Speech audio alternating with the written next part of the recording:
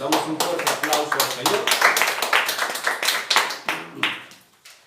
Y hoy vamos a poder hablar y tocar un tema que lleva por título el arrebatamiento o el rapto. Ahora, la Biblia ya no necesita que se le añada nada, ni tampoco que se le quite nada.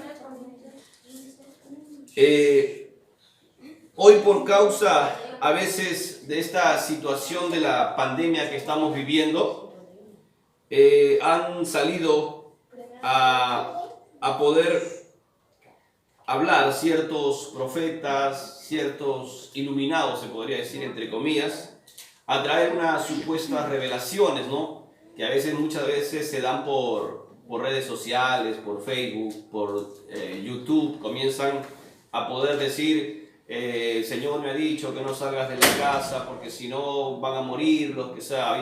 Hace poco comenzaron a decir, ¿no?, por red. Otro por ahí se para a decir, ¿no?, de que esto va a durar, esto es el comienzo pues ya de la gran tribulación.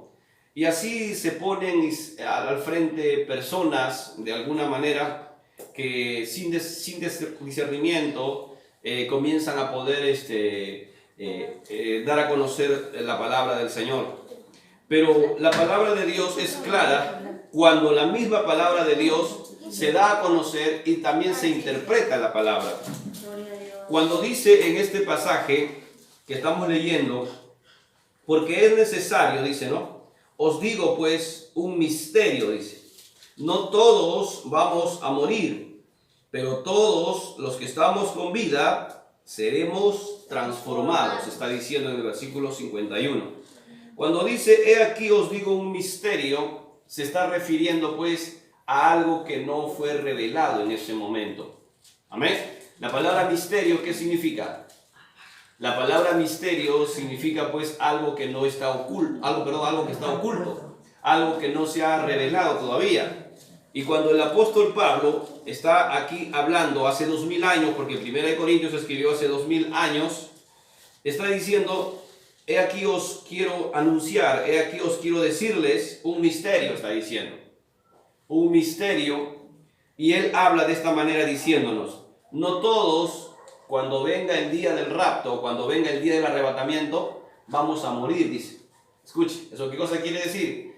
Que habrá personas que en el momento del rapto o en el momento del arrebatamiento estarán con vida, ¿no? Y así estando con vida, pues ellos serán, dice, transformados, serán arrebatados, dice. ¿Amén? La palabra arrebatado o arrebatar significa pues quitar o tomar una cosa con cierta violencia. Amén. Cuando tú estás de repente por la calle caminando y estás con tu celular ahí hablando por las avenidas de repente, y cuando a alguien se le ocurre de repente tomar tu celular de una manera violenta y te lo quita, eso se llama pues arrebatar, y te arrebatan pues el celular de una manera violenta, de una manera rápida. El ladrón que va a tomar tu celular no lo hace pidiéndote permiso, ¿sí o no? No te dice, oiga caballero, por favor, quiero pedirle, ¿sabes qué cosa? El favor, la amabilidad de poder hoy en este momento a robarle. No, ¿sí o no? No existe ningún ladrón que te pida permiso para robarte. Él viene de una manera violenta y te lo quita, te lo arrebata. Entonces, la Biblia claramente habla y anuncia diciendo que como el ladrón en la noche que viene para robar sin que él se anuncie, así también dice será la venida del Señor. Amén. Entonces cuando el apóstol Pablo está diciendo aquí que cuando el Señor venga, él está revelando, está diciendo no todos vamos a morir en ese momento. Porque ya va a haber en ese momento personas que ya han muerto ya. Hay personas que hoy en este momento están muriendo en el mundo. Hay personas que han muerto ayer. Hay personas que han muerto el mes pasado, el año pasado. Y así hacia atrás muchas personas están muriendo en diferentes partes del mundo, ¿sí o no? Lo mismo también el morir pues es el pan de cada día. Cada día, de repente en este momento, en este preciso momento, en algún lugar, en algún hospital, en algún en alguna ciudad de cualquier parte del mundo ha de estar muriendo pues alguna persona. Entonces está diciendo aquí el apóstol Pablo que el misterio consiste en que cuando el Señor dice haga su aparición y lleve a su pueblo, lleve a aquellos que se guardaron del pecado, dice que las personas que están con vida van a desaparecer, van a ser arrebatados, van a ser tomados de una manera violenta y ellos desaparecerán de aquí de la tierra. A su nombre.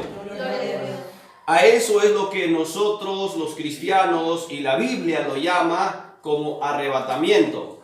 También se lo conoce con el nombre de rapto. Porque el rapto es cuando una persona es raptada también sin que se lo avisen, ¿no? Sin que se lo diga. Y esta persona es quitada pues de todas las personas a quien conoce. Entonces de la misma manera también pues cada uno de nosotros dice, aquellos que guardaron sus vestiduras pues blancas, aquellos que se apartaron y se abstuvieron de pecar contra Dios, ellos dice serán arrebatados. Ellos serán tomados, serán quitados de esta tierra para poder estar con el Señor por siempre y por toda la eternidad. Dar un aplauso fuerte al Señor. Por eso aquí el Señor claramente nos habla, ¿no? Diciéndonos, aquel misterio consiste en que seremos, dice, transformados, dice. O sea, las personas que van a ser raptadas, si usted, por ejemplo, hoy día, jueves, si el Señor viniere pues en esta noche, nosotros que tenemos este cuerpo físico, que este cuerpo que muchas veces se cansa, que muchas veces tal vez se enferma, que este cuerpo que se debilita a veces, este cuerpo que tiene hambre, que tiene frío, que tiene miedo, este cuerpo con todas esas características va a ser transformado, dice, y se convertirá en un cuerpo como tuvo el Señor Jesucristo cuando Él resucitó, ¿se acuerdan? Cuando el Señor Jesucristo resucitó, después de ser crucificado, dice en la cruz del Calvario, Él luego resucitó. ¿Cuándo creen que Jesús resucitó? Amén.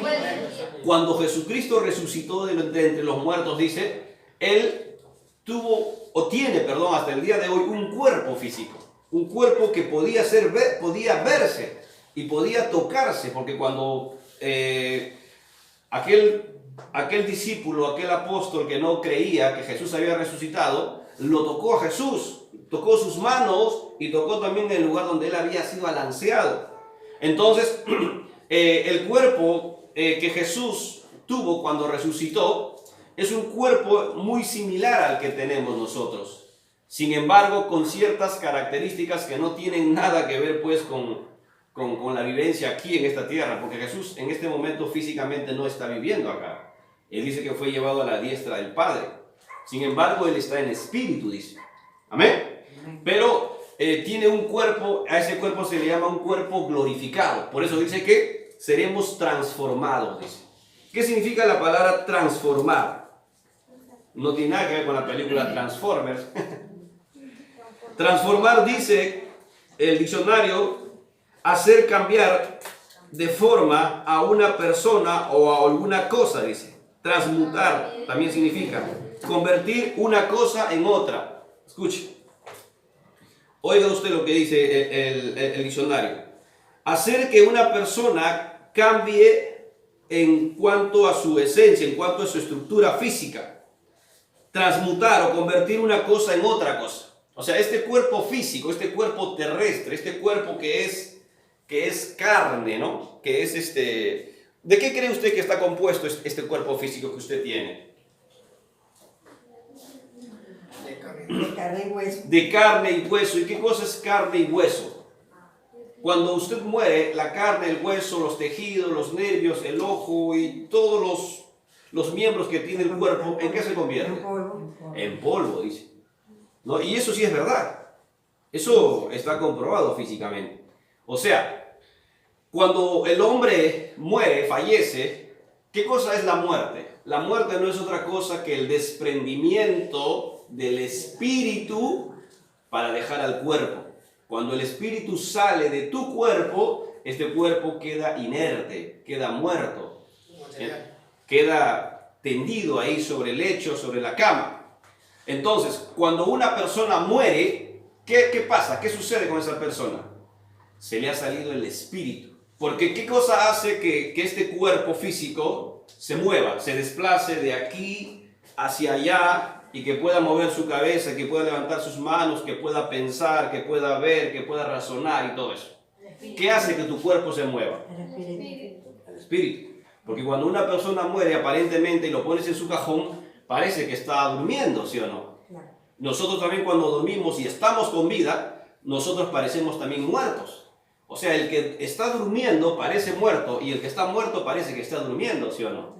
¿Es así o no es así?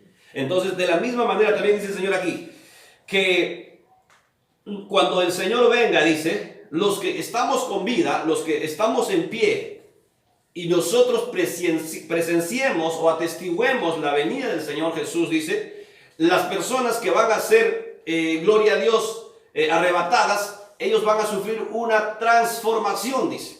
Se va a transformar. Este cuerpo que es un cuerpo corruptible, este cuerpo que es un cuerpo mortal, se convertirá en un cuerpo inmortal. Este cuerpo que es corruptible, porque se corrompe cuando se muere, o sea, los gusanos se lo comen, se corroe el cuerpo y hasta convertirse pues en polvo, en tierra.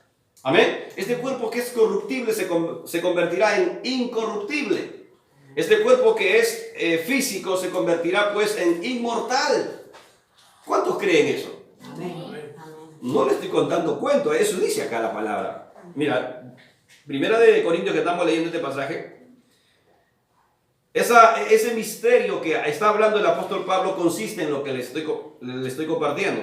He aquí os digo un misterio, no todos dormiremos. La palabra dormir se está refiriendo pues a lo que le dije hace un momento, ¿no? Simbólicamente es la muerte. No todos moriremos, está diciendo, pero todos seremos transformados.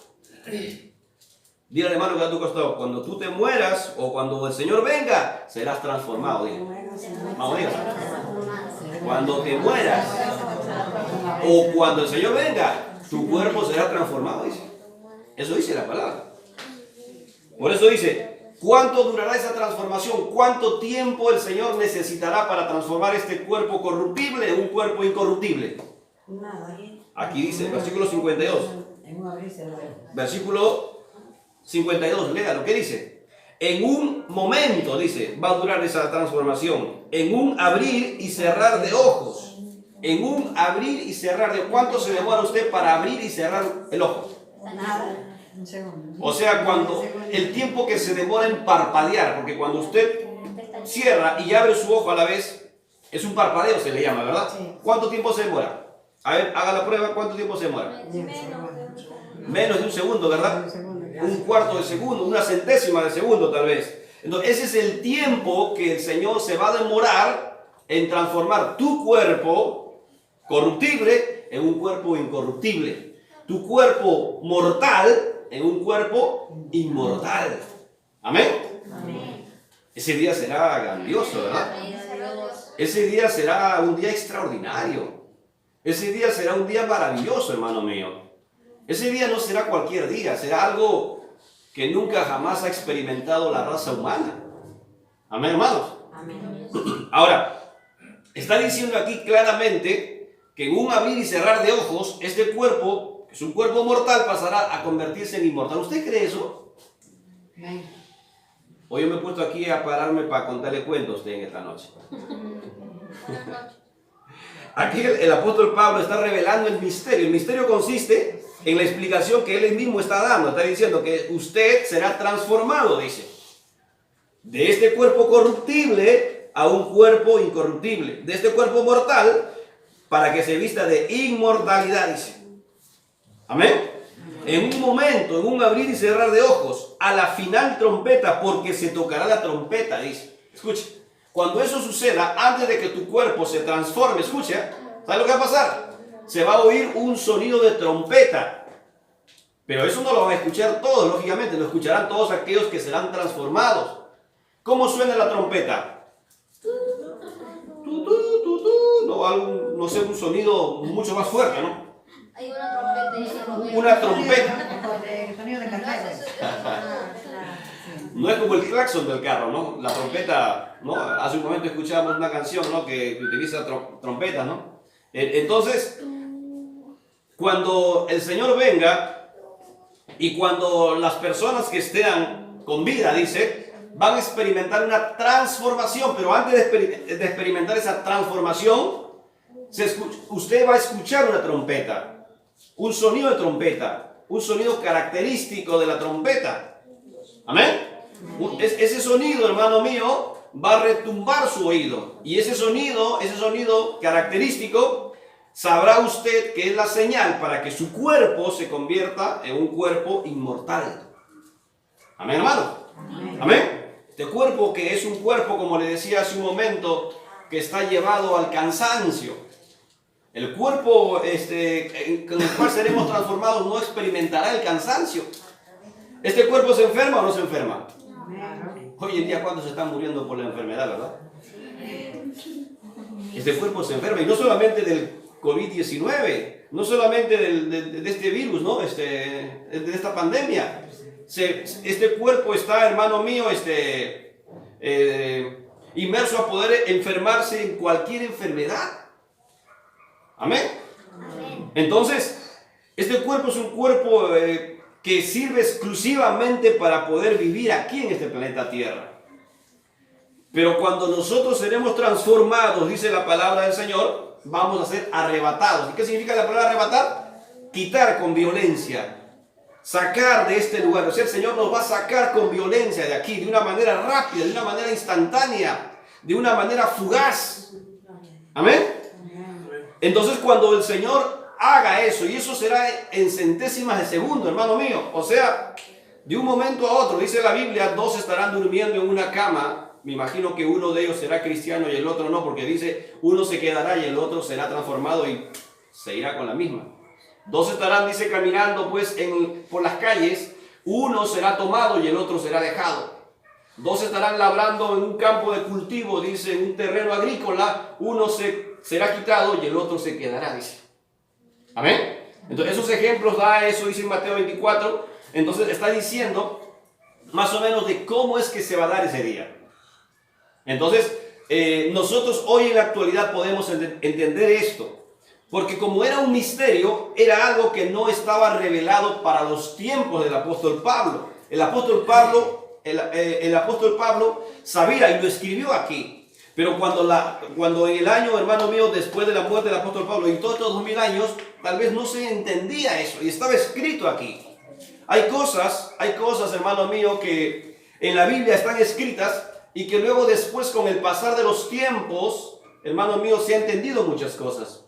Yo recuerdo que cuando era niño, iba a una iglesia en donde estaba prohibido tocar la guitarra eléctrica, y dice, no, ¿qué es eso? Que somos rockeros, ¿qué es eso? No, eso la guitarra eléctrica lo tocan los rockeros, los metaleros. Acá en la iglesia con pandereta, cantamos con pandereta y con bombo y con nada más. Hoy en día las iglesias alaban al Señor con todos los instrumentos musicales, ¿sí o no? Ahora decían, no, la guitarra eléctrica, la batería, esos son de los metaleros. ¿Cómo la iglesia va a tocar con eso? No, eso no. Sin embargo, Dios restauró la alabanza y hoy pues le cantamos al Señor con toda clase de instrumentos musicales. Antiguamente se cantaban, por ejemplo, himnos que son muy ceremoniales, que son muy magistrales la música, ¿no? Señor mi Dios, al contemplar los cielos, y un tono así ceremonioso, ¿no? Y ese tipo de música se cantaba antiguamente, ¿no? En el tiempo de nuestros abuelos, bisabuelos tal vez. Y todas las iglesias adoptaban ese tipo de música. Pero sin embargo en los años 90 sucedió, ¿qué habrá pasado? Como que de alguna manera vieron cierta luz y dijeron, no, si nosotros podemos también cantar. Además dice la palabra del Señor, cantar a Jehová con todos los cánticos, dice el Salmo 150.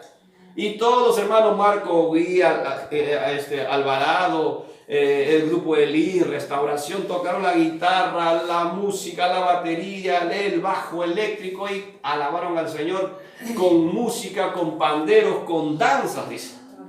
Antiguamente los hermanos cuando cantaban al Señor no podían moverse. Hoy en el podemos mover y podemos, gloria a Dios, de repente dar vueltas, de repente, no como en el mundo, de repente agarra, oye, para acá, y te pones a bailar de repente. No de esa manera, pero uno lo hace de una manera como para el Señor. tu baile, tu danza, tu movimiento, no lo haces con la intención de poder sentir cierto placer por la música y de poder tocar a la pareja, sino lo haces con la intención de poder, hermano mío, sentir cierta alegría, cierto júbilo a su nombre. Entonces, no solamente el tema de la música fue restaurada, ¿no? Entonces, ¿por qué antes entonces no se danzaba? ¿Por qué antes no se utilizaban esos instrumentos musicales? Eso ya existía ya. Porque de alguna manera se restauró, ¿no? Se restauró y estábamos con cierto, estábamos de repente con la vista velada. Es como también antes, por ejemplo, yo recuerdo que decían, ¿qué es eso de televisión? ¿Cómo es que televisión? La televisión es cajón del diablo, decían. Ningún hermano debe ver televisión, todos vamos a orar, y está bien, ¿no? En los años 70, 60 se enseñaba eso en las iglesias. Y ningún hermano mío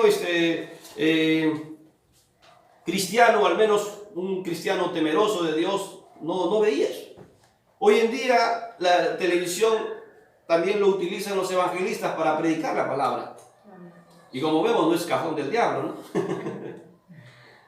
De alguna manera se direccionó hacia eso. Yo recuerdo que hace también unos 10 años atrás, cuando salió este tema del Facebook, no, el Facebook, ¿cómo no? Eso es del anticristo, decían. Y en las iglesias como que le tenían cierto terror a eso. Pero luego ahora hasta todos utilizan el Facebook para avisarse, predicar, ¿no? Entonces, de una u otra manera, hermano mío, como que a veces estamos con cierto misterio, como dice, ¿no?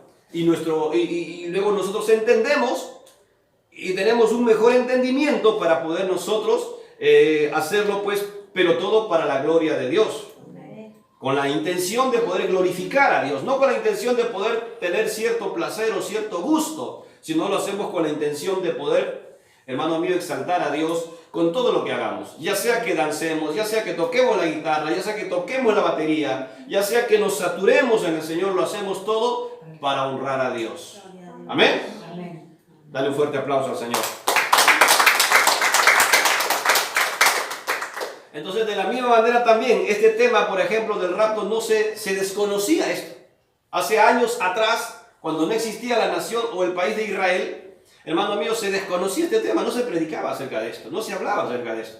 ¿Cuándo se vino a hablar acerca de esto? ¿Cuándo se entendió? ¿Cuándo los teólogos de alguna manera o los estudiosos de la Biblia de alguna manera entendieron lo que significaba estos versículos? Cuando en el año 1948, después de la Segunda Guerra Mundial, se fundó el país de Israel.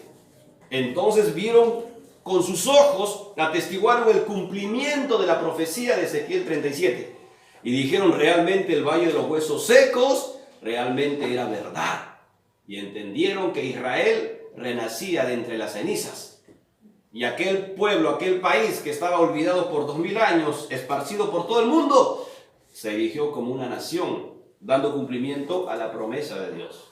Amén. Amén. Entonces de ahí en adelante comenzaron a estudiar el tema de Israel y comenzaron a comprender estos temas de los acontecimientos finales.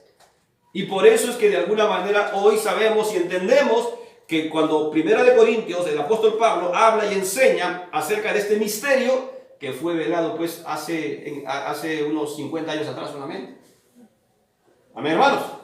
Entonces, y hoy estamos más cerca que nunca, porque ya han pasado desde la fundación de Israel 72 años, y esto cada vez se hace más real y cada vez se hace más cercano. Amén, hermano. Pero para los entendidos, como explicábamos el día martes. Por eso es que era importante de que nosotros explicáramos acerca de poder entender. Porque a veces cuando leo no entiendo, y el día martes explicamos la importancia de poder entender la Biblia cuando nosotros la leemos y cuando sobre todo nosotros comenzamos a meditar en su palabra. Entonces cuando dice en este pasaje, he aquí os digo, os enseño un misterio, está diciendo, he aquí os revelo, os doy a conocer, os quito pues aquello que está velado, aquello que está tapado, para que se descubra, está diciendo, para que se dé a conocer, para que podamos entenderlo, está diciendo. Que cuando el Señor venga, no todos vamos a morir, sino que los que estamos con vida seremos transformados, dice. ¿En cuánto tiempo dice?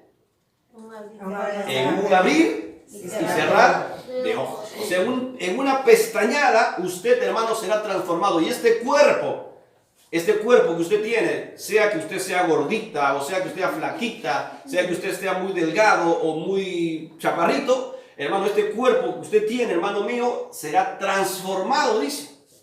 Será transformado con la única intención de poder ser quitado, ser arrebatado de este lugar por 7 años. Eso vamos a verlo más adelante. Por 7 años nos ausentaremos, hermano mío, e iremos pues como cuando el Señor Jesús le prometió, diciéndole al que se arrepintió en la cruz, diciéndole, he aquí conmigo estarás en el paraíso. Nos iremos pues al paraíso por 7 años para luego regresar en la segunda venida e implantar, hermano mío, el reino del Mesías por 1000 años. Esa es la promesa que Dios le hizo a ese país de Israel, que hasta el día de hoy sigue esperando a su Mesías. Por eso es que lo crucificaron hace 2000 años. ¿Por qué lo crucificaron a Jesús? Porque él vino, cuando Jesús vino hace 2000 años, ¿vino a dónde? ¿Al Perú? ¿A dónde llegó? En Israel.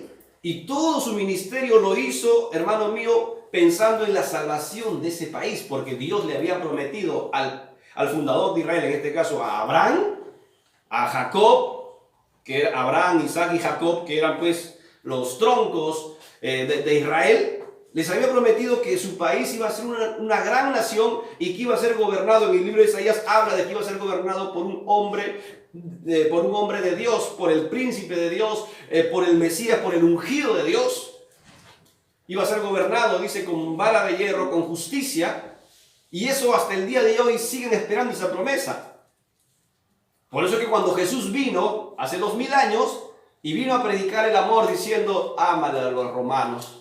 Pero los romanos son son los que nos están esclavizando. Más bien liberémonos de los romanos, decían los celotes, decían los discípulos de Jesús. ¿Cómo es, Señor, que tú dices, da la mejilla cuando te golpean en la izquierda, da la derecha? Señor, ¿cómo es que yo le voy a dar a mi enemigo? ¿Cómo voy a amar a mi enemigo si todos los romanos son mis enemigos, Señor? No entendieron el mensaje. Jesús vino a predicar el amor, Jesús vino a predicar la paz, y todos ellos querían rebelarse, querían hacerlo a Jesús rey. Hagamos rey a Jesús porque Jesús tiene gente, mira cómo le siguen gente, multitudes. Y lo querían hacer rey. Jesús dijo, un momento, todavía no es mi tiempo. Yo no he venido para ser rey. Voy a llegar para ser rey, pero de aquí a 2000 años, dijo. Y esos 2000 años ya han pasado ya. Amén. Por eso es que cuando ahora en esta segunda venida, cuando Él venga, ya no va a venir para que lo crucifiquen. ¿Para qué va a venir? Él va a venir para gobernar. Para poder, hermano mío, levantar un reinado universal aquí en la tierra. Y lo hará directamente desde Israel, desde ese país. Ya han pasado 72 años desde que se fundó ese país, Israel allá en el Asia, y ellos esperan hasta el día de hoy esa promesa. Hasta el día de hoy esperan esa promesa.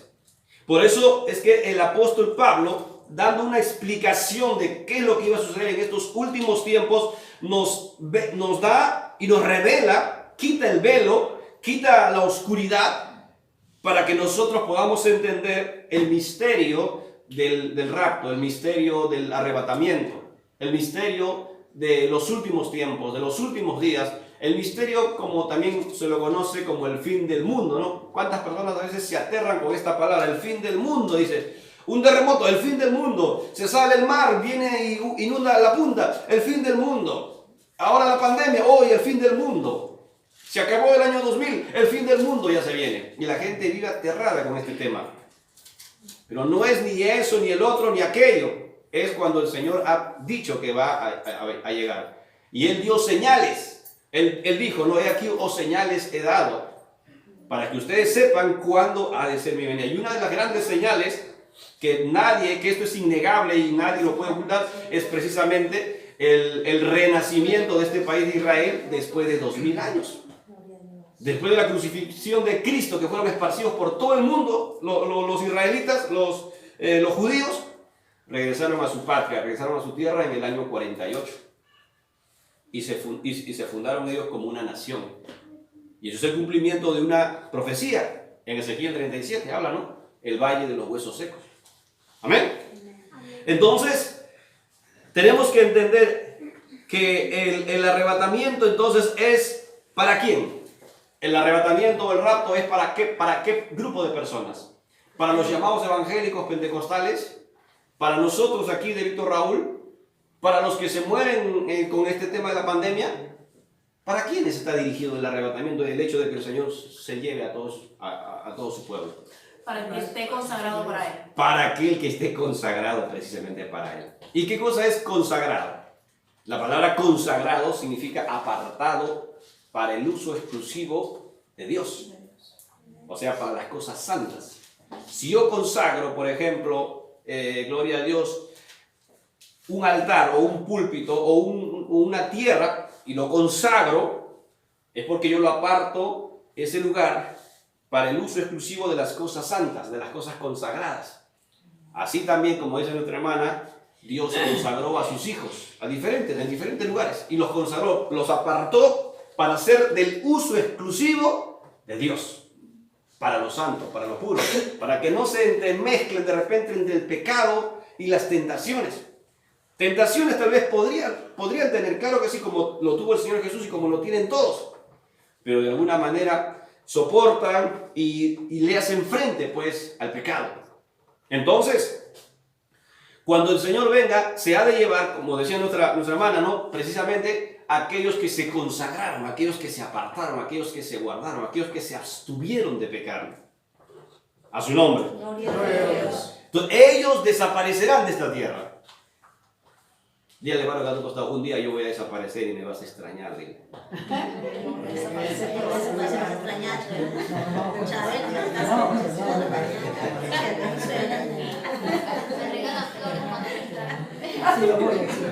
Un día no muy lejano, ¿eh? Estamos hablando de tal vez de días, quizás horas. Un día, hermano mío, la iglesia desaparecerá. Ya quisiéramos que fuera así como en este momento, ¿no? Hay una parábola que dice el Señor Jesús, no, bienaventurado el siervo que cuando su Señor regresare le encuentre dándole de comida a sus hijos, dice. Dándole comida a sus hijos, dice. Una parábola, eso está en Mateo. ¿Qué cosa quiere decir eso? O sea, bienaventurado aquellos que predican y enseñan la palabra, porque ellos de los tales es el reino de los cielos, dice. O sea, ¿qué cosa quiere decir eso? Bienaventurado, la palabra bienaventurado significa gócense, alégrense, dichoso ese hombre que cuando su Señor venga lo encuentre trabajando en los asuntos de Dios. Ya quisiéramos, por eso les decía, no, yo quisiera que el Señor, que venga un momento cuando estoy haciendo culto, predicando y enseñando, y que no me tome por ahí cuando de repente estoy haciendo algo malo. Por eso todo el tiempo debiéramos de nosotros estar, como dice nuestra hermana, consagrados. Porque la consagración no solamente es para esta hora que estamos aquí. Y ahorita acá soy santo, tengo cara de santo y parezco que soy santo. Pero luego después, cuando se van ustedes, y hago cosas, realmente hablo lisuras, ajos, cebollas, tomates y todas esas cosas. Y comienzo de repente a odiar, a engañar, a mentir y a estafar, a robar. ¿No? Entonces, eso pues sería, ¿qué cosa? Eso sería llevar una doble vida. Sería un hipócrita. Por eso es que te digo la vez pasada que cuando uno decide tomar ese camino, tiene que ser de corazón. Claro, claro. Porque es muy importante. ¿Por qué de corazón? Porque cuando la persona no está de corazón, peca mucho. No tiene a Dios en su corazón, no tiene a Dios, no ora, no es constante en oraciones. Y por eso es que tiende más a pecar. Eso es cierto, pero yo también pensaba así como usted, hace 24 años atrás, porque yo llevaba una vida totalmente desordenada, parada de fiestas en fiestas, engañando pues a las chicas, y hacía una vida pues una vida desordenada. Y acá están mis padres, lo pueden atestiguar, hace 24 años atrás, una vida totalmente desordenada. Y yo decía, ¿para qué voy a la iglesia? Mi mamá me decía, vamos a la iglesia, y dijo, no, como usted decía, no quiero ser hipócrita, yo soy para los santos solamente. Si yo voy a la iglesia y si luego peco, después peor, me voy a empeorar, decía. Y no es así.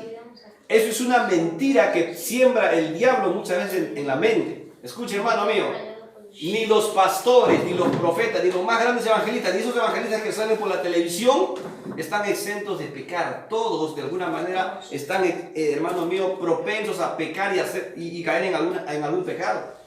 Pero ¿quién es el que te da la fuerza? ¿Quién es aquel que de alguna manera actúa y te da esa voluntad para decirle no al pecado? Es el Espíritu de Dios. Pero eso lo tienes cuando tú das ese primer paso de fe y dices, Señor, me humillo y me rindo ante ti y toma el control de mi vida. Haz conmigo como tú quieres hacer. Y ahí se cumple cuando el apóstol Pablo dijo, no, juntamente con Cristo estoy crucificado. Ya no vivo yo, mas Cristo vive en mí. Lo que vivía antes en la carne y en el pecado, lo vivo ahora en la fe del Hijo de Dios, el cual me amó y se entregó a sí mismo por mí, decía él. ¿Qué cosa significa eso? Que la vivencia y la experiencia del apóstol Pablo no era pues vivir para él mismo, sino que él de alguna manera vivía para el Señor Jesús y se dejaba llevar. Es más o menos como cuando tenemos nosotros nuestro niño pequeño. Cuando me acuerdo, mis hijos eran niños de 1 añito, 2 añitos, ellos no podían salir a la calle sin su padre. Porque inmediatamente cuando se sentían solos, sin nada, se venía inmediatamente, papi, papi, y tenía que darle la mano y tomando mi mano podíamos ir al mercado y podíamos ir cruzar la pista, ir de repente por todos los lugares, por el parque. Pero ni bien se soltaba de la mano, ella estaba al pendiente de que de alguna manera algo le pueda pasar y tenía cierto temor. Mientras el hijo, el niño, está agarrado de la mano de su padre, se siente seguro.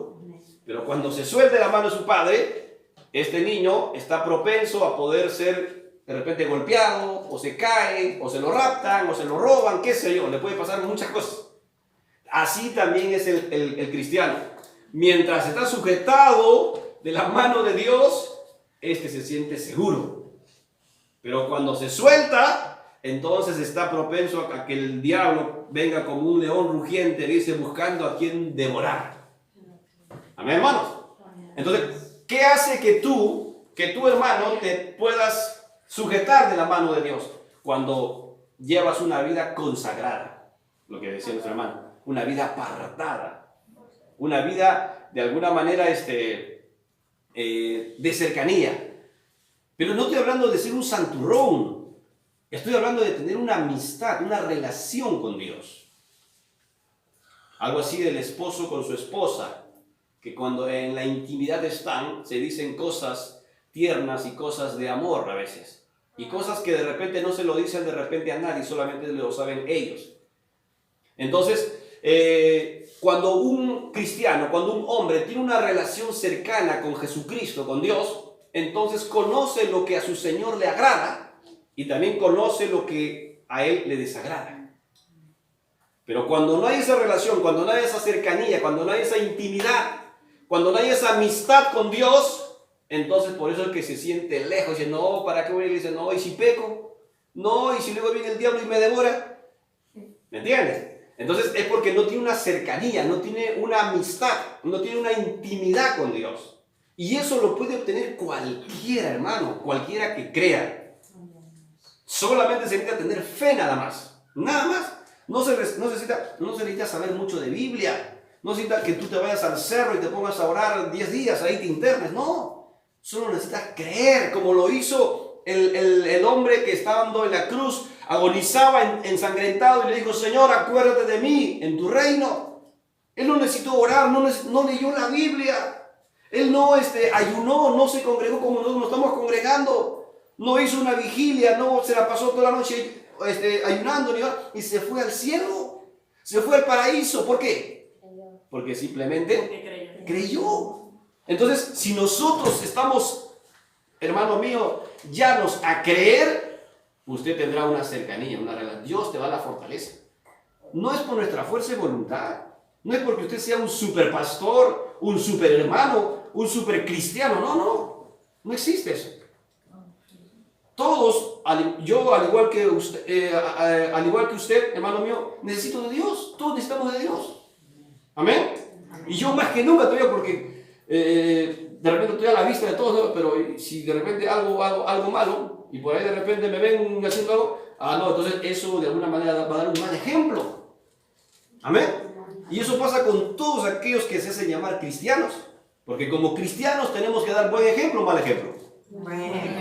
Lógicamente un buen ejemplo. Pero si das un mal ejemplo, comienzas tú de repente a ser un tipo egoísta, a ser un tipo de repente gruñón, a ser un tipo de repente quizás envidioso, un tipo que menosprecia a la gente, entonces, ¿qué clase de cristiano es? ¿Sí o no? Es un infiltrado, ¿sí o no? Entonces, ¿qué significa ser cristiano? Ser cristiano significa llevar el reflejo de Cristo, llevar la conducta, el testimonio de Cristo, el vivir de Cristo en nuestras propias vidas. Por eso el apóstol Pablo decía, no, ya no vivo yo, ya no es Pablo, sino más Cristo vive en mí, decía. Que Cristo viva a través de tus acciones, a través de tus actividades, a través de tu conducta, de tu forma de pensar, de tu forma de actuar, de tu forma de dirigir y de todo lo que tú puedas hacer. A su nombre. En eso consiste la vida del cristiano. Por eso Jesucristo dijo, no, he aquí yo estaré contigo todos los días, hasta el fin. El Señor prometió estar con nosotros. ¿Por qué? Porque Él sabe que solo no podemos. Yo solo no podría llegar a la meta, que es la eternidad. No podría. Yo solo no puedo, ni usted ni nadie, hermano mío. Por eso es que necesitamos de Jesucristo, que Él esté a nuestro lado, que con Él caminemos cada día caminar junto con Él. Cada paso que podamos dar en la vida pueda ser pues siempre con la ayuda y con la compañía del Señor Jesucristo. Amén, hermano.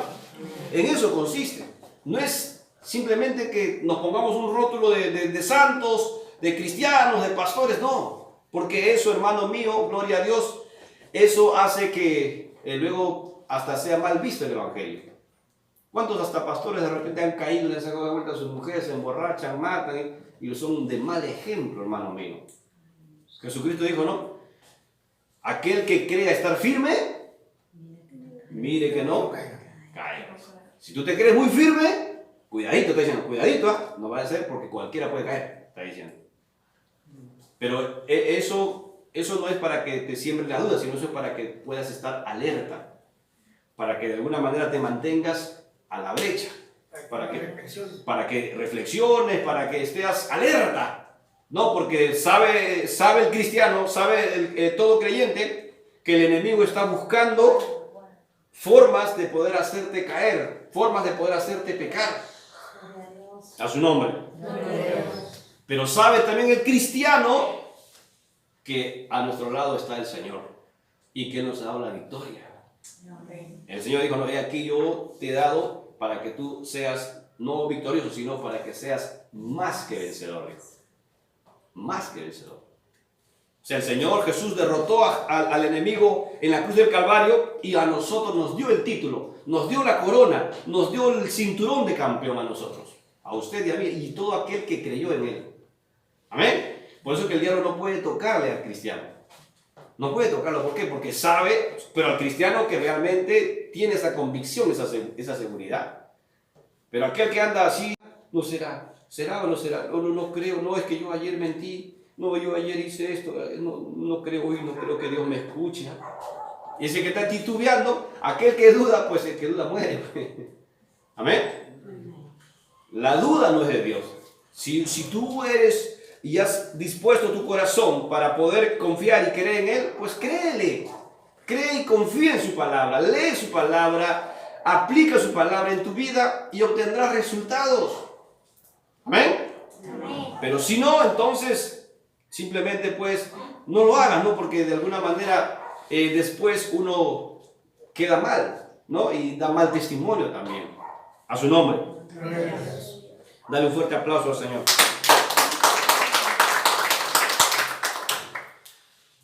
Entonces, como segundo punto, el Señor decía que nuestro cuerpo mortal pasará a ser un cuerpo inmortal, dice, cuando Él venga.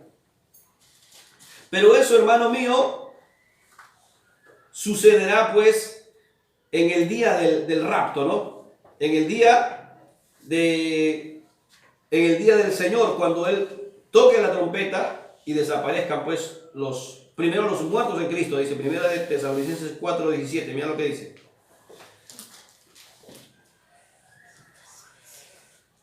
En primera de Tesalonicenses 4:13, vamos a ver el 13 para poder entenderlo, dice. Tampoco queremos, hermanos, dice en el versículo 13, que ignoréis acerca de aquellos que mueren, para que no os entristezcáis como los otros que no tienen esperanza. Pero si creemos que Jesús murió y resucitó, así también traerá Dios con Jesús a los que murieron en él. Por lo cual os decimos esto en palabra del Señor, que nosotros que vivimos, que habremos quedado hasta la venida del Señor, no precederemos a los que se murieron. Porque el Señor mismo con voz de mando y con arcángel y con voz de arcángel y con trompeta de Dios descenderá del cielo, y los muertos en Cristo resucitarán primero, y luego nosotros, los que vivimos, los que hayamos quedado, seremos arrebatados juntamente con ellos en las nubes para recibir al Señor en el aire. Y así estaremos siempre con el Señor. Amén. ¿Qué cosa quiere decir esto? Hermano mío, que a la hora del rapto, cuando se toque la trompeta, y muchos de los que están aquí en la tierra, porque eso no solamente va a suceder aquí en el Perú, va a suceder en todo el mundo. Entonces, el rapto consiste en dos etapas, pero velozmente, en menos de un segundo. La primera etapa es la resurrección de los muertos en Cristo. Escuchen, bienaventurados aquellos que tomen parte en esa primera resurrección, dice, porque ellos resucitarán para vida eterna. Pero luego habrá una segunda de años, pero esa segunda resurrección será una resurrección de los muertos para condenación. A ver, miren acá, escuchen. Hay dos tipos de personas que han muerto y que están enterradas hoy en día. Eso lo dice la Biblia. Los que murieron en Cristo, escuchen, los que murieron en Cristo y los que murieron no estando en Cristo. Los que murieron en Cristo resucitarán en el día del rapto, en la primera resurrección. Bienaventurados los que toman parte en la primera resurrección, dice, porque ellos serán arrebatados para vida eterna, dice. Pero los que tomen parte en la segunda resurrección, ellos serán resucitados, ¿para qué? Para ser condenados por toda la eternidad en el gran trono blanco ante Dios el Padre. Eso está en Apocalipsis capítulo 20. Entonces, escuchen, está diciendo aquí claramente de que cuando se toque la trompeta, los que murieron en Cristo, todos ellos, hermano mío, resucitarán primero. Eso es lo que se llama la primera resurrección. Amén. Entonces, pero eso sucederá, hermano mío, en menos de un segundo. O sea, paralelamente los sepulcros se abrirán y, hermano mío, resucitarán. Aquellos que fueron quemados o incinerados, ellos del polvo, hermano mío, emergerán para poder, hermano, convertirse pues en un hombre nuevo, en una mujer nueva, resucitado, ¿no? En un cuerpo glorioso. Resucitarán con poder todos ellos. Entonces, luego nosotros, los que estamos con vida, dice, seremos transformados también en un abrir y cerrar de ojos. Amén. ¿Cuántos hasta aquí han entendido esta parte del arrebatamiento y del rapto? ¿O tienen alguna pregunta quizás o alguna duda con respecto a este tema? ¿Ha quedado claro o está muy confuso? A ver, le pregunto yo a usted. Supongamos que usted se muere hoy. ¿A usted qué le convendría? ¿Resucitar en la primera resurrección o en la segunda resurrección? En la primera. En la primera. ¿Por qué? En la primera, ¿quiénes resucitan? Los que están con Cristo. Los muertos en Cristo. ¿Y en la segunda, quiénes resucitan?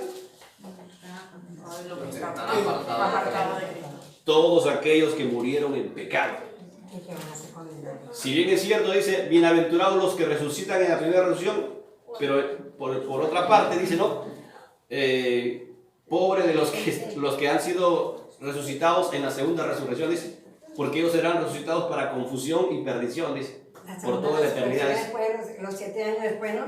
No, eso será después de los 7 años que luego desciendan y después de los 1000 años que el Señor Jesús establezca su reino. O sea, estamos hablando de 1007 años. 1007. Después de 1007 años resucitarán ellos. Pero para ser condenados. Para ser condenados y ser lanzados no al infierno, sino serán lanzados al lago de fuego, dice. al lago de fuego, que es otra cosa que no es el infierno. Y van a ir siempre en un calvario. Y estarán por siempre y por toda la eternidad, por siempre y para siempre. Ahorita las personas, escuchen, hay dos lugares donde se van los muertos. Dos lugares. Los que se mueren en Cristo, ¿a dónde se van? Paraíso. Al paraíso. ¿Y dónde queda el paraíso? En el cielo, lógicamente. Entonces, y los que mueren sin Cristo, ¿a dónde van? Al infierno. Descienden a las profundidades del infierno. Amén. El infierno es un lugar de espera solamente. Luego el lago de fuego. Es un lugar de espera.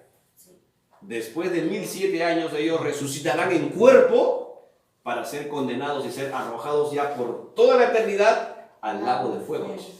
Al lago de fuego. Ese ya es lo definitivo. Ahorita están en el lugar de espera. De la misma manera también los que están resucitados en Cristo están en un lugar de espera llamado el paraíso. Lógicamente que ahí la pasan bien, ¿no? Ahí están de lo mejor.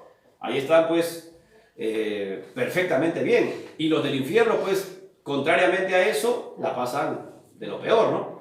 Es un lugar de tormento. En otro momento vamos a hablar acerca de eso.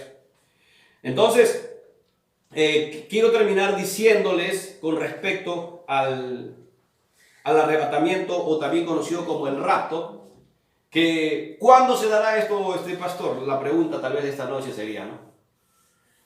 El Señor Jesús no dio una fecha exacta. Lo que Él dio fueron señales acerca de su venida. ¿Cuál es la señal más conocida? ¿Enfermedades? No, hace un momento se lo dije. La señal más conocida para saber que el Señor ya viene a raptar y llevarse a la iglesia y a sus hijos es, ¿cuál? ¿Se acuerdan? El regreso o el retorno de los judíos israelitas a su tierra. Ezequiel 37. Usted puede leerlo en Ezequiel 37, léalo todo el capítulo, ahí habla exactamente. 600 años antes de Cristo profetizaron que los israelitas iban a regresar a su tierra a formar la nueva nación. Amén. Entonces eso se cumplió ya, ¿cuándo? ¿Se acuerdan cuándo se cumplió? ¿Se cumplió o todavía no se cumple esa profecía? Ya se cumplió bien, porque está en Israel. Ya se cumplió. Ahora es una nación ahora. Así es. ¿Cuándo se cumplió eso? En 1948. En el año 1948. ¿Exactamente qué día y qué mes? 14 de mayo. ¿Qué pasa entonces? Si ya el Señor dijo, si ya el Señor enseñó diciendo que cuando los judíos vuelvan a su tierra, mirad pues que el verano ya está cerca, mirad pues que mi venida ya está cerca. Y luego habla diciendo, ¿no? Y oiréis de guerras, rumores de guerra, hambres, terremotos, pestes, y luego pues la venida del Señor. Entonces definitivamente todo eso ya pasó. Apostasía también. Pasó la Primera Guerra Mundial, pasó la Segunda Guerra Mundial, y después de eso sigue el mundo estando en guerras y en rumores de guerras. Cada día, si usted revisa un poco el tema de los terremotos y temblores en el mundo, cada día se incrementan más los terremotos y temblores en el mundo. En el mundo.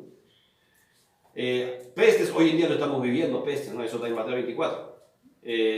Hambres, en los años 80 la gente literalmente se moría, 80 y 90 se moría de hambre en todo el África, por el tema de las guerras en Somalia y norte de África. Hasta el día de hoy se sigue muriendo gente de hambre, no en el Perú no se muere la gente de hambre, porque de alguna manera Dios en su misericordia ha permitido que mucha gente, por ejemplo, tenga, ¿no?, para comer, pero no se mueren de hambre.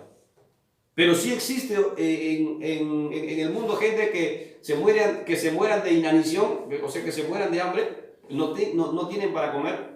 Sí existe. Si no, vaya usted a ver, revise solamente pues, las noticias, lo que está pasando con los niños en Siria. ¿Por qué en Siria se mueren los niños de hambre y la gente también se muere de hambre? Porque ese país está en guerra civil y no hay pues ahí economía. Y la gente hasta que se muera de hambre. No está en funcionamiento pues la economía, ¿no? Y no solamente en Siria, también sucede pues en parte de países como Sierra Leona, que es un país extremadamente pobre en África. Burundi, otro país. Aquí cerca también en el Caribe, este país que hace poco un terremoto donde murieron 200.000 personas. Haití, que es el país que está en el último lugar en cuanto a pobreza. Se muere la gente de hambre ahí. Aquí en el Perú no. Aquí en el Perú tenemos, y los peruanos no se mueren de hambre, sino inclusive hasta tienen hasta para poder de repente hasta saciarse, ¿no? Como dice la Escritura, comerán y comerán hasta saciarse. Entonces, querido hermano, vemos de que el cumplimiento de la palabra de Dios está cumplido. El gran suceso, el gran evento que la iglesia hoy en día espera, ya no esperamos terremotos, el cumplimiento de que Israel vuelva a su país, no.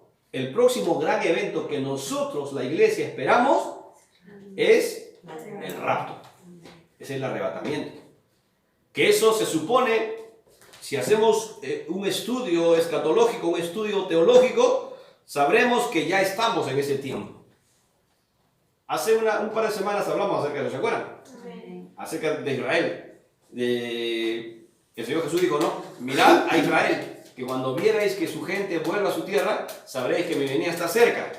De cierto os digo que no pasará toda esa generación que vio y atestiguó eso hasta que vean mi venida, dijo. Han pasado 72 años, la gente por lo general no se muere de 72 años, ¿no? Se mueren entre 70 y 80 años. O sea que estamos hablando de toda esa generación de 80 años para que eso suceda. ¿Cuánto tiempo falta? No falta mucho.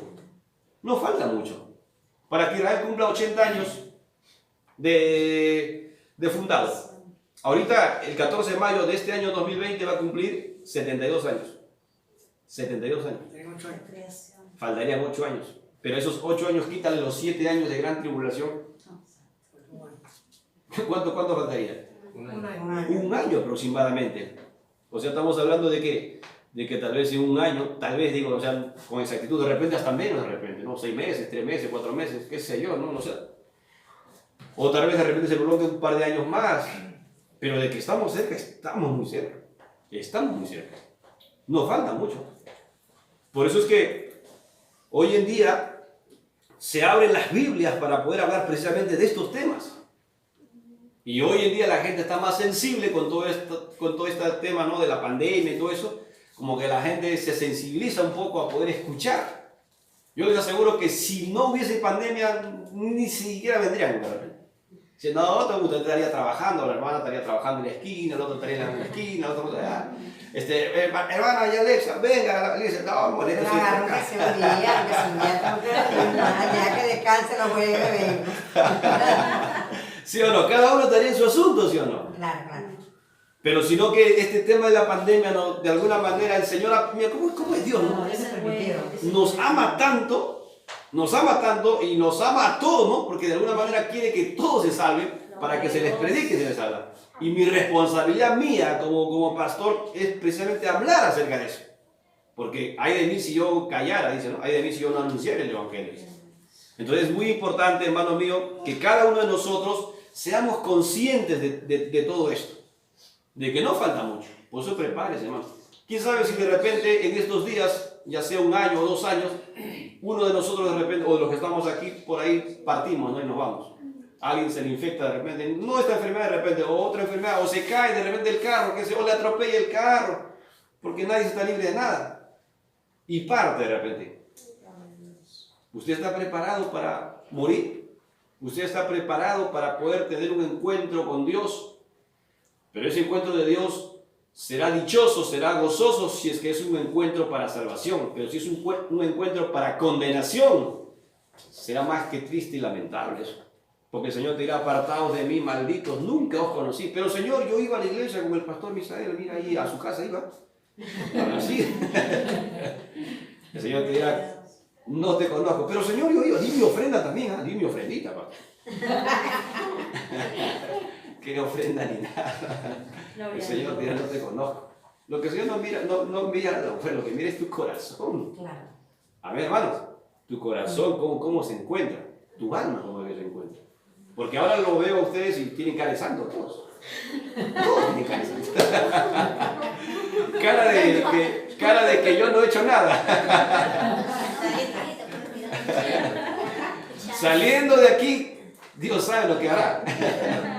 ¿Sí o no?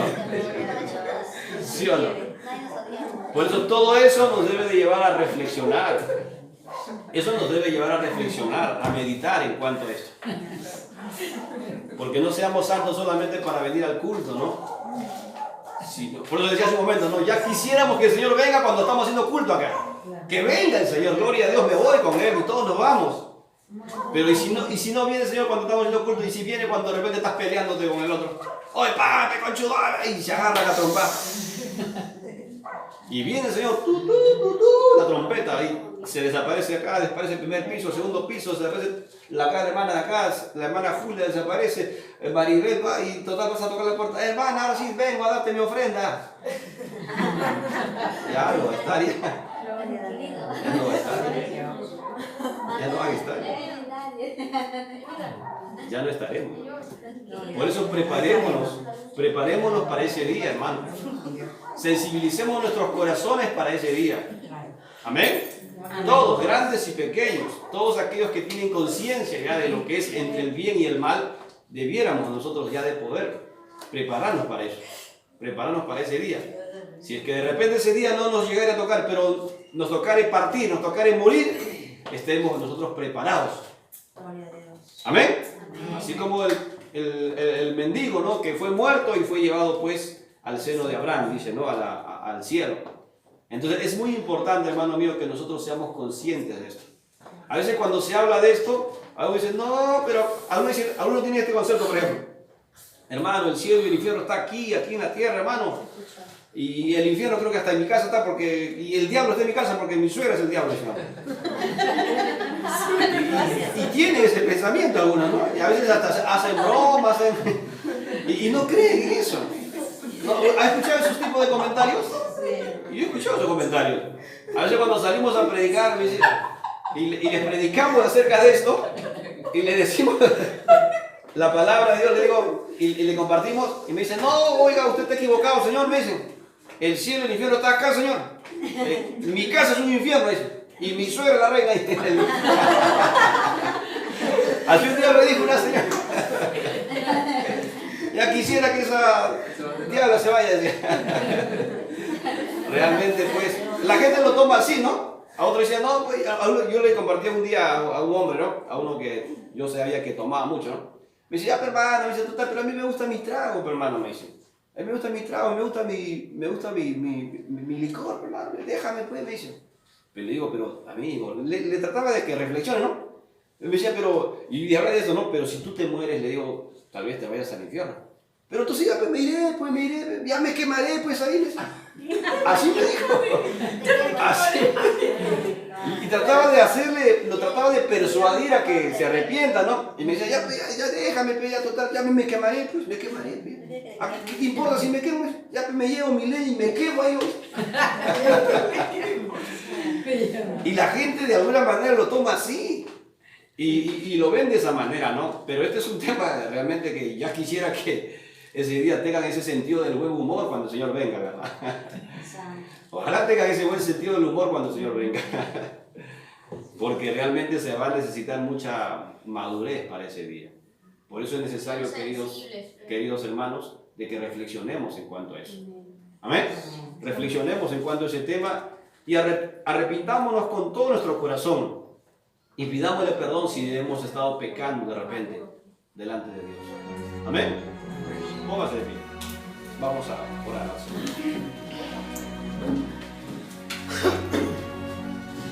Vamos en esta noche a decirle a Dios que nos ayude a poder permanecer fieles y perseverantes cuando nos toque el día de poder partir. Porque eso es lo que nosotros necesitamos. Si un día partimos, o sea, un día nos morimos, o si mejor aún, se toque la trompeta y estemos ese día, nos vayamos con Él. Pero eso demanda el hecho de que uno se pueda arrepentir de sus faltas. Mientras todavía tenemos vida, mientras su espíritu moviliza su cuerpo, usted tiene vida, entonces, hermano mío, tiene esperanza. Pero cuando te toca la muerte ya no. Así te hagan tus familiares aquí en la tierra misas y te hagan la mejor misa. y te hagan una misa en la Catedral de Lima o en la misma Plaza de San Pedro te hagan una misa, hermano mío, eso, la misa no te va a salvar. Porque dicen los católicos, ¿no?, de que haces unas cantidades de misas que te sacan del purgatorio y te llevan y te ponen en el cielo. Es una mentira. Es un dogma de la Iglesia Católica que enseña, ¿no? Y eso realmente es una mentira. Porque solamente existen dos caminos. El camino ancho y espacioso que te lleva a los placeres y el pecado, que por lo general mucha gente va por eso. Pero angosto y pequeño y estrecho es el camino que te lleva a la vida eterna, decían. Entonces es muy importante que nosotros tomemos ese camino estrecho, que muchas veces es holgado, a veces que está plagado de un sinnúmero de dificultades. Pero recuerda que el Señor prometió estar todos los días con nosotros. Él dijo, yo estaré contigo todos los días, hasta el fin. Él prometió estar con nosotros. Y yo sé que Él está con nosotros. Y Él está contigo y con todo aquel que crea. Oremos al Señor. Cierra tus ojos. Amado Dios, te doy gracias en esta noche por tu palabra, Dios mío. Te pido, Dios, en esta noche para que tú nos ayudes a mantenernos, Señor, firmes, a mantenernos constantes, Señor. Tu palabra claramente nos enseña, Señor, que ese día, cuando se toque la trompeta, Dios mío, los muertos en Cristo resucitarán primero y nosotros, los que hayamos quedado, inmediatamente también seremos transformados y seremos arrebatados para estar contigo en el aire, Señor, por toda la eternidad.